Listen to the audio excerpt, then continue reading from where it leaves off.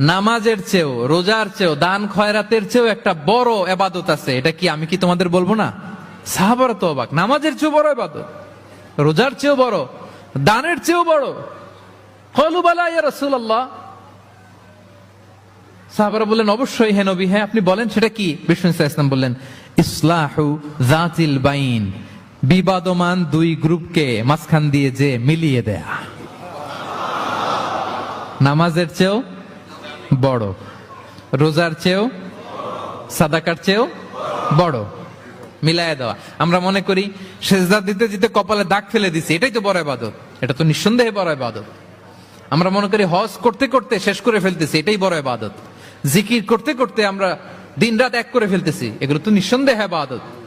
কিন্তু দুই ভাই বিবাদমান দুই গ্রুপের মধ্যে আপনি যদি মিলিয়ে দেন, এগুলো নফল রোজা, নফল দান, নফল সালাতের চেয়ে বেশি সওয়াবের কাজ। পড়েন সুবহানাল্লাহ।